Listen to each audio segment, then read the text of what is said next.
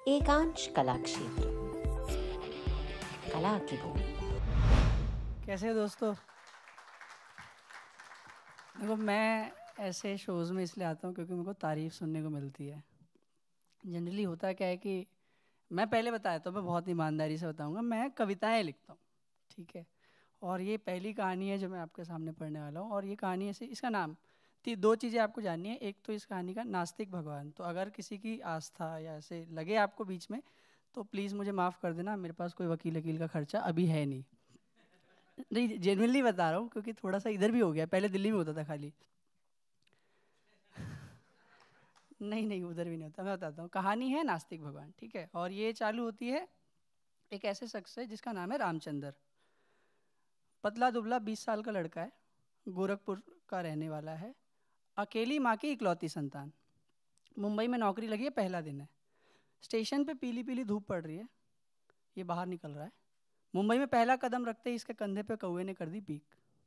ये फ्रस्ट्रेटेड होकर साफ कर ही रहा था कि एक भिखारी आता है सामने से और कहता है कि भगवान के नाम पे कुछ दे दे बाबा। ये इशारे में कहता है कि, तो कहता है भैया कुछ खाया नहीं है सुबह से, दे दो। वो भिखारी को एकटक देखता है, उसके मैले कपड़ों में एक सफ़ेद रुमाल अलग से दिख रहा होता है। वो पूछता है कुछ खाया नहीं है या पिया नहीं है। भिखारी ऐसे मुस्कुराता है जैसे एक छोटा बच्चा शैतानी करते हुए पकड़े जाने पर मुस्कुराता है।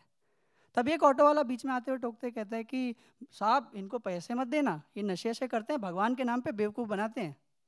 वो ऑटो वाले को गौर से देखता है, अपनी जेब से 20 रुपये निकालता है और भिखारी को दे देता है। ऑटो वाला घबरा जाता है कि शायद ये मेरे ऑटो पे नहीं बैठेगा। अरे सर कहाँ चलेंगे? फिर सफ़र चालू होता है। सफ़र लंबा है तो राम जो है इससे बात करने की कोशिश करता है ऑटो वाले से कि भैया आप कितने सालों से हो मुंबई में? ऑटो वाला अपनी धुन में मस्त है। राम सोचता है कि शायद उन्होंने सुना नहीं। भैया आप कहाँ से हो मुंबई में? वो फिर जवाब नहीं देता। राम समझ जाता है कि शायद भैया को बुरा लग गया है। अरे भैया मैं तो मजाक कर रहा था, मेरा पहला दिन था मुंबई में तो सोचा जान लूँ। आज ही सब जान लोगे क्या? और वैसे भी जानने लायक कुछ है नहीं। गांव में थे तो सोचते थे शेर बन के रहते थे, यहाँ कुत्ता बन के रह गए हैं। साला ना खाने का पता है ना हगने का, हगने के लिए भी लाइन लगना पड़ता है। भैया फिर मैनेज कैसे करते हो आप? बस भगवान भरोसे। भगवान। राम की ज़िंदगी ऐसी थी कि उसने भगवान से दूरी बना के अपनी एक दुनिया बना ली थी। ऐसी दुनिया जिसमें सिर्फ लेखक थे, कविताएं थी, कहानियाँ थी, किताबें थी। पर उसको क्या पता था कि मुंबई आके उसकी दुनिया थोड़ी बदल जाएगी। जैसे ही उसने ये सुना कि भगवान भरोसे है, उसने ऑटो में लगे हुए भगवान की एक फ़ोटो को देखा और वो अपनी एक दुनिया में खो गया। एक ऐसी दुनिया जहाँ उसे सब कुछ धुंधला दिखता था और चीखें आती थी पर समझ नहीं आता था कि कौन सी आवाज़ है, क्या है। फिर वो धीरे धीरे आवाज़ क्लियर होती है और आवाज़ आती है कि लेफ़्ट या राइट। तो वो घबराहट में कहता है कि भैया लेफ़्ट, नहीं नहीं सॉरी सॉरी राइट। अरे क्या भैया आप भी। ऑटो एक सिग्नल पर रुकता है। मुंबई में सिग्नल सबसे बढ़िया जगह है। आपको अलग अलग कैरेक्टर दिखेंगे। फ्रस्ट्रेशन में आदमी इंसान अपना असली रूप दिखाता है। वो सारे रूप देख रहा था। लाल बत्ती पे कुछ बच्चे फूल बेच रहे हैं, एक छोटी सी लड़की गुब्बारे बेच रही है, एक लड़की कार के पास आती है, दरवाज़ा खटखटाती है, कार इतनी तेज़ी से निकलती है कि वो लड़की बाल बाल बचती है। राम देखता है, उसने अपने फ़ोन को निकाला, नोट्स में कुछ लिखा। वो लिखता है नैतिकता के कपड़े उतार कर बैठी है, वो तुम्हारा भी हिस्सा मार कर बैठी है। चलो मान ले कि ये दुनिया हरामजादी है, पर गाड़ी के शीशे को खटखटाती वो लड़की भूख की शहजादी है। उसे देखो और सोचो, क्या तुम अपने मर्यादा की एक रोटी बना सकते हो या अपने उसूलों के जैसी उसकी एक चोटी बना सकते हो? क्या तुम इस आभासी विकास की गति मंद कर सकते हो, अपने असली होने का दिखावा बंद कर सकते हो? क्या ख्वाबों को हकीकत की ज़मीन पर सोने दोगे तुम? क्या एक मुस्कुराते चेहरे को अपने कंधों पर रोने दोगे तुम? क्या ऐसा करने के लिए मन की गांठें खोल सकोगे? गलत के होने पर सबसे पहले बोल सकोगे? मेरे सवालों के कारण ढूंढने से अच्छा है तुम इनके जवाब देखो। वक्त आ गया है कि तुम अंधे लोगों के लिए भी ख्वाब देखो। ख्वाब देखो क्योंकि तुम्हें यही दिखाए गए हैं, तुम्हारे ठंडे खून में मृतात्मा के अंश पाए गए हैं। मैं तुम्हें सच भी बताता पर यह एक मशवरा हो गया है। खैर छोड़ो, जाने दो, सिग्नल हरा हो गया है, सिग्नल हरा हो गया है। सिग्नल हरा होता है, सिग्नल हरा होता है। ऑटो पहुंचती है एक चमचमाती इमारत के नीचे। ये था राम का ऑफिस। पहला दिन, डॉक्यूमेंट वेरिफिकेशन। राम ऑटो से उतरता है, पेमेंट करता है। मुंबई की प्रॉब्लम, गूगल पे का सर्वर नहीं चल रहा। भैया 2 मिनट रुको, मैं ना आपको ऊपर से ला के देता हूँ। नहीं नहीं नहीं नहीं नहीं भाई साहब, ऊपर जाते हैं लोग 2-2 घंटा लेते हैं, पूरा दिन नहीं है मेरे पास। आप एक काम करो, किसी को बुला लो और मंगवा लो कैश। कैसी बातें कर रहे हो भैया, पहला दिन है, लेके भाग थोड़े जाऊँगा। भाग तो आप वैसे भी नहीं पाओगे इस शहर से। नहीं आप ऐसा, अच्छा ठीक है, आपको भरोसा नहीं है, चलो आप भी साथ में। दोनों एक कॉरिडोर से होते हुए गुजरते हैं, रिसेप्शनिस्ट के टेबल पे देखते हैं कोई खड़ा नहीं है, एक पोस्टर लगा है जिस पे लिखा है ऑफिस बॉय की आवश्यकता है। राम अंदर घुसता है, सामने एचआर होती है। एचआर कहती है, अरे राम, डॉक्यूमेंट लाए हो? हाँ मैम, बट वो क्या आपके पास 100 रुपये होंगे क्या? एचआर उसको एकटक वापस देखती है, ऊपर से नीचे तक उसको नज़रें गड़ाती है और उसके जूते देखती है। राम के जूते फटे हुए थे। वो अपनी नज़रों से एचआर की नज़रों का पीछा करते हुए समझ जाता है कि उसको जज कर लिया गया है।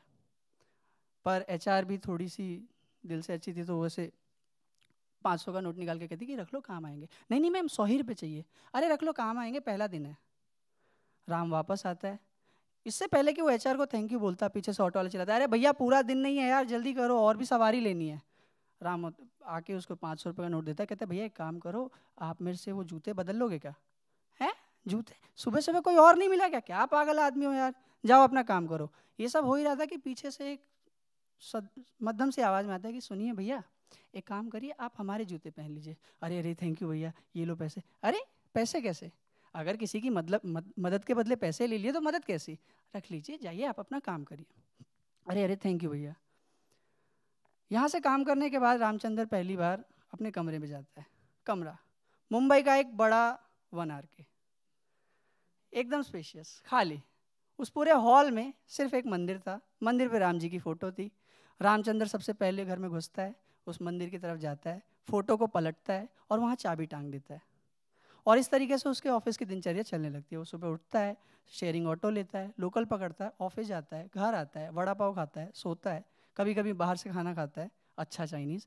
और इस तरीके से करते करते 6 महीने बीत जाते हैं, उसको पता भी नहीं चलता। मुंबई ऐसा करती है, आप सपने लेके आते हैं, वो आपको सर्वाइव करवाती है। पर कॉरपोरेट की इस दुनिया में एक त्यौहार आता है जो रामचंद्र जिसका बहुत बेसब्री से इंतजार कर रहा था, आप लोग भी करते होंगे, वो था लॉन्ग वीकेंड। लॉन्ग वीकेंड के टाइम पे रामचंद्र ने वो काम किया जो करना चाहता था हमेशा से, लिखना और पढ़ना। वो एक किताब पढ़ रहा था, किताब थी फ्रेडरिक नीचे की द गे साइंस, जिसके अंदर लिखा था God is dead and we killed him. ये उसके पूरे विचारों के एक आयाम पर ऐसा वार था कि उसको समझ नहीं आया कि ये क्या हुआ। अभी तक वो सोचता आया था कि ईश्वर है ही नहीं, पर वो सच में ऐसा सोचने लग गया कि शायद ईश्वर था और हमने उसको मारा हो। वो इस बात से इतना बेचैन हो गया, उसने सिगरेट जलाई, वो नीचे की तरफ घूमता हो गया और पूरी बम्बई को इस नज़रिए से देखने लग गया कि शायद दुनिया अच्छी थी, बट अब ईश्वर के जाने के बाद दुनिया ऐसी हो गई है। जब तक कि वो ऐसा कुछ करता, सोचता, कुछ लिखता, उसके फ़ोन पे एक ईमेल आता है। ईमेल पे था, your shift has been change to night. अब रामचंद्र जिसकी एक दुनिया खराब होती जा रही थी, पहले उसमें लेखक थे, किताबें थी, आवाज़ें थी, कविताएं थी, अब सिर्फ आवाज़ें हैं, धुंधलापन है, ये और बढ़ता जाएगा। क्यों? क्योंकि उसकी नाइट शिफ्ट चालू हो गई थी। मुंबई यही करती है, वो आपको सपने तो दिखाएगी बट आपकी नींद भी चुरा लेगी। उसके बाद अगर आप अपने सपनों को जी पाए तो बहुत बढ़िया। पर राम के साथ ऐसा नहीं हुआ, उसकी चीज़ें और बिगड़ गई। वो सुबह ऑफिस से घर आता, दिन भर सोता, शाम को वड़ा पाव खाता, शेयरिंग ऑटो लेता, लोकल पकड़ता, ऑफिस जाता, रात भर काम करता। दिन में तो उसको लोग भी मिलते थे, रात में अकेला काम करता, सुबह आता, और इस तरीके से चलते चलते अगले 3 महीने और बीत गए। और अब राम की ज़िंदगी, राम का मेंटल हेल्थ, राम का मानसिक संतुलन इतना ख़राब हो गया कि उसको अजीब अजीब सपने आने लग गए। एक दिन वो सपना देख रहा था, सपने में वो एक नीले दरिया में डूब रहा था और एकदम से वो नीला दरिया उसकी छाती में डूब गया। उसकी आँख खुली और उसने महसूस किया कि उसके शर्ट पे कुछ तो चिपचिपा सा है। उसने देखा तो उसकी पूरी शर्ट नीली हो गई थी। उसने चिल्लाने की कोशिश करी पर वो चिल्ला नहीं, उसकी आवाज़ नहीं आ रही थी। बस दिखाई दे रहा था एक धुंधलापन और एक आवाज़ जो समझ नहीं आ रही थी। धीरे धीरे वो आवाज़ क्लियर होती है, प्रॉप नहीं है, फ़ोन वाइब्रेट हो रहा था उसका। वो फ़ोन उठाता है, हाँ माँ, हाँ प्रणाम, कब, कैसे, और तुम अभी बता रही हो हमको? अब क्या परेशान होता? अरे कुछ हो जाता तो मैं यहाँ सोते रहूँगा और आप बताओ कि नहीं, ऐसे थोड़े होता है। और दवाई क्यों नहीं लिए? इस बार ले लेना वरना और बीमार पड़ जाओगी, बाबा बाबा के चक्कर में मत पड़ना। राम उठता है और इस तरीके से राम अपने जीवन के मानसिक संतुलन को इतना खो देता है कि अब वो वही करता है जो हर लेखक करता है, हर राइटर करता है। जब कुछ भी सही नहीं चल रहा हो तो वो चले जाते हैं ओपन माइक्स में, इस उम्मीद से कि 4 लोग ताली बजाएंगे, सब सही हो जाएगा।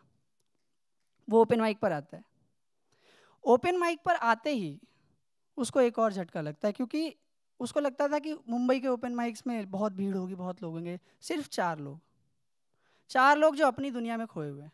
सामने एक परफॉर्मर है जिसको देख के वो वो चौंक जाता है। उसको यकीन नहीं होता कि शायद ये वही आदमी है। वो आदमी और कोई नहीं, रघु था। रघु उसका ऑफिस बॉय जिसने उससे जूते बदले थे। वो उसको देखकर कुछ बोलता है, इससे पहले रघु उसके पास आता है।